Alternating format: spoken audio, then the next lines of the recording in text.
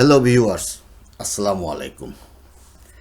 আজকের ভিডিওতে আমি দেখাবো ওয়ার্কিং আওয়ার সম্পর্কে, এক্সেলের কিছু ফাংশন বা ওয়ার্কিং আওয়ার কিভাবে আমরা এক্সেলে দেখাবো বা অ্যাড করব এই জিনিসগুলো নিয়ে। যাই হোক, ধরুন আপনার 7 জন শ্রমিক আছে। এই যে এখানে ওয়ার্কার 1, 2, 3, 7 আনটিল 7, তাদের স্টার্টিং টাইম এটা, এন্ড টাইম এটা, যেমন 9 PM, 4 PM পর্যন্ত সে 7 ঘন্টা কাজ করেছে। এটাও এই আগেরটার মতোই একই, তবে এটা হলো ইন্টারন্যাশনাল স্ট্যান্ডার্ড। যেমন ধরেন এই যে 9টা থেকে শুরু করলো, 16টা শেষ করলো, 16টা তার মানে বিকেল 4টা, অর্থাৎ 4 PM। যাই হোক, তো এই যে শ্রমিক নাম্বার 1 অর্থাৎ ওয়ার্কার 1, সে 6 ঘন্টা 40 মিনিট তার কাজ করলো, সে 7 ঘন্টা, দ্বিতীয়জন কাজ করলো 7 ঘন্টা 30 মিনিট।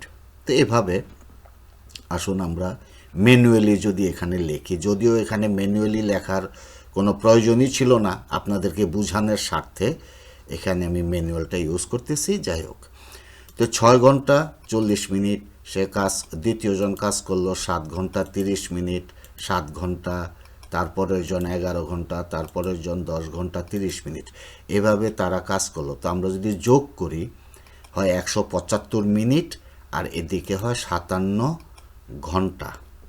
তো 175 মিনিট থেকে যদি আমরা 2 ঘন্টা নিয়ে আসি, তাহলে আর থাকে 55 মিনিট। তো এই যে 55 মিনিট আর 57 আর এই 2 হলো 59 ঘন্টা, 59 ঘন্টা 55 মিনিট। এটা হলো ম্যানুয়ালি।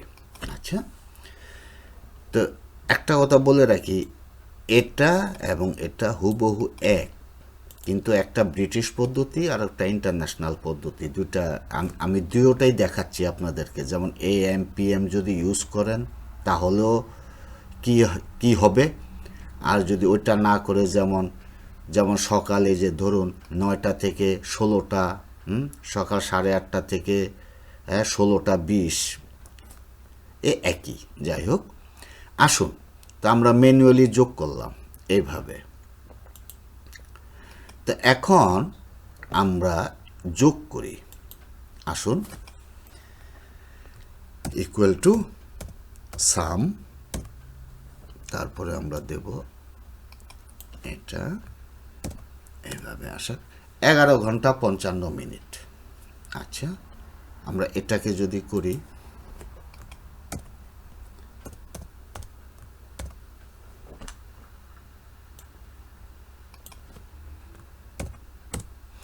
এগারো ঘন্টা 55 মিনিট, ভুল আসতেছে রেজাল্ট। ভুলটা আসে কেন?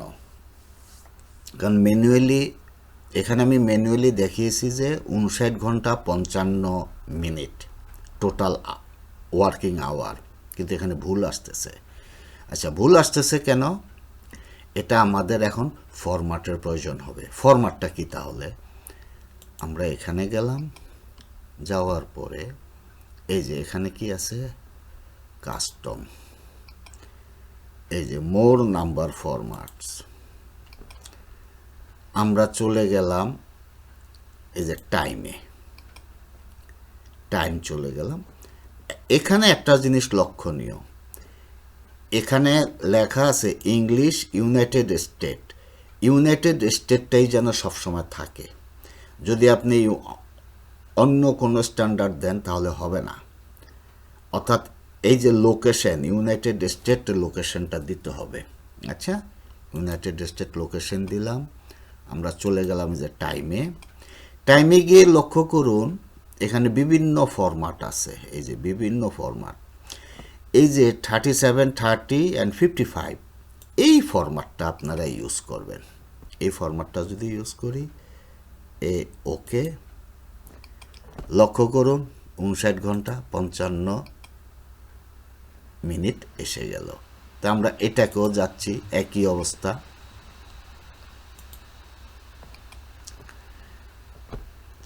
এখানে যাচ্ছি, ইউনাইটেড স্টেট ঠিকই আছে, ইটস ওকে।